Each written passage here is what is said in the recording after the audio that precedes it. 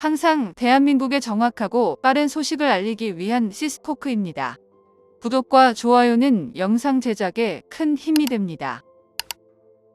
북한이 겁을 모르나 봅니다. 북한군이 본격적인 재무장에 돌입했습니다.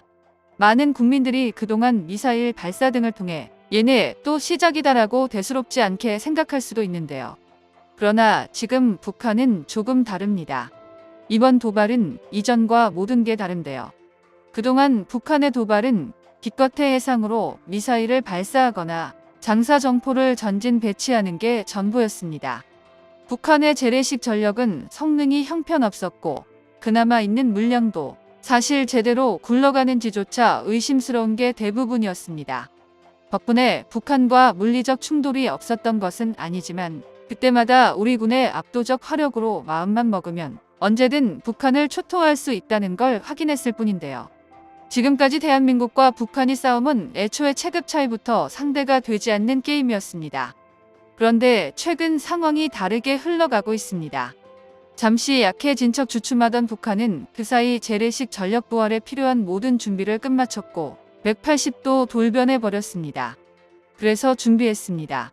오늘은 북한의 재무장과 대한민국의 대응 태세를 점검해 보겠습니다. 지난해 11월 마침내 천리마 1호가 발사에 성공하면서 북한의 군사정찰 위성 만리경 1호 또한 궤도 진입에 성공했습니다. 게다가 올 1월 14일 고체 연료를 사용한 극초음속 중장거리 탄도미사일 IRBM까지 시험 발사에 성공했습니다. 탄도미사일은 사거리에 따라 크게 단거리, 중거리, 중장거리, 대륙간으로 구분하는데요. 북한이 이번에 발사한 중장거리 탄도미사일 IRBM은 3,000에서 5,000km 거리를 타격할 수 있습니다. 즉, 북한이 극초음속 중장거리 탄도미사일을 발사했다는 건 최대 사거리가 5,000km에 달하는 극초음속 미사일을 발사했다는 것과 같은데요. 앞서 북한은 극초음속 미사일을 2021년부터 3차례나 시험 발사했는데 일단 추진체의 경우 그동안 액체 연료를 사용하는 주엔진과 보조엔진이 4개였는데 이번 발사에서는 추진력을 더 높일 수 있고 기습 공격이 가능한 고체 연료 엔진으로 바뀌었습니다. 보조엔진 없이 주엔진 하나만으로 방향 조종이 가능한 짐벌형 엔진인데 미사일 사거리를 늘리기 위해 2단으로 설계되었는데요. 북한이 이처럼 중장거리 탄도미사일 개발에 열올리는 이유로는 절대적인 목표가 대한민국을 넘어섰다고 보여집니다. 최종 목표가 대륙을 넘어 미국을 타격하기 위해 일을 벌이고 있는데요. 그렇다고 미국을 타격하겠다는 건 아닐 겁니다. 북한이 개발한 미사일이 미국을 타격할 수 있다고 큰소리치며 겁주기 용으로 사용하기 위해서인데요. 하지만 말처럼 쉬운 일은 아닙니다. 기본적으로 북한이 우주전쟁을 벌이기 위해선 위성이 필수적입니다. 북한에서 작년에 쏘아올린 만리경 1호의 성능이 중요한데요. 결과적으로 말씀드리면 북한의 천리마부터 만리경까지 북한 위성의 성능은 처참한 수준입니다. 만리경 1호의 해상도 수준은 기껏해야 바로 세로 3m에 불과합니다. 싸구려 상업용 위성으로는 어떻게든 사용할 수 있겠지만 군사적 용도로는 의미가 없습니다. 잘해줘봐야 정치적 선전을 위한 도구라는 게 학계의 정설인데요. 아닌 게 아니라 북한은 대한민국의 전략 구조물과 미국의 백악관 등을 촬영했다고 주장하고 있지만 정작 공개된 사진은 전무합니다. 그러나 성능이 어찌되었든 북한이 소기의 목표를 달성했다는 건 간과해서는 안 될 사실입니다. 실제로 북한은 본격적인 재무장에 돌입했습니다. 만리경 1호 궤도 진입을 핵탄두 탑재 ICBM 운용 능력 확보의 원년으로 삼고 있는데요. 핵을 통해 미국과 동등한 위치에 서겠다는 전략인데 이게 얼마나 극단적인 망상인지는 둘째치고 어찌되었든 북한은 결국 핵무기를 만들어내는데 성공했습니다.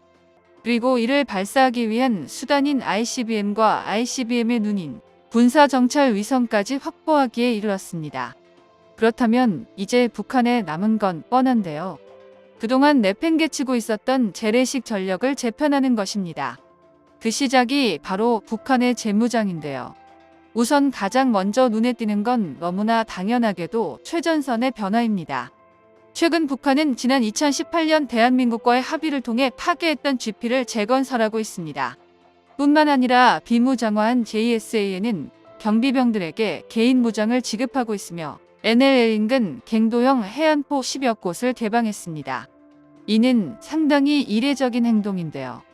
경제 구조가 박살나면서 현재 북한의 보급 사정은 GP를 포함한 최전방의 전력 유지가 불가능할 정도로 막장입니다.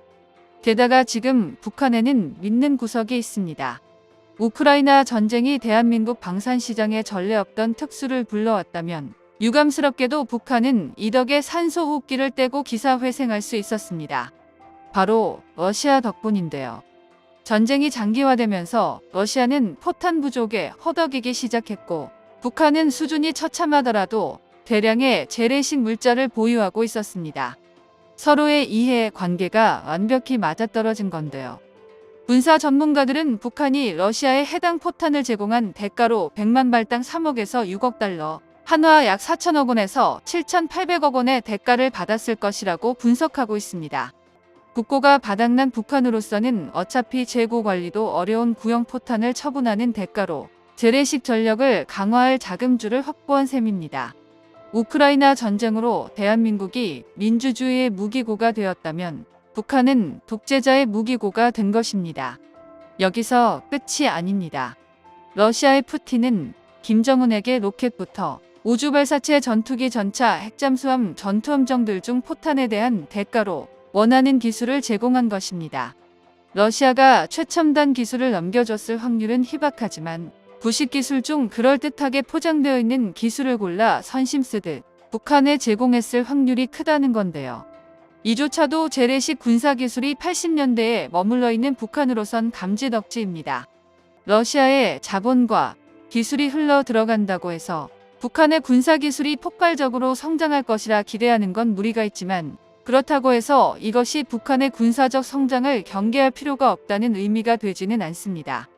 그나마 다행인 것은 우리 군 역시 이를 간과하지 않고 즉각적인 대응 태세에 돌입했다는 것입니다. 우선 저고도에서 해공원 SM-2, 중고도 천궁-2 SM-6, 패트리어트 천궁-3, 고고도 LSM-4로 이어지는 KAMD를 구성하고 있습니다.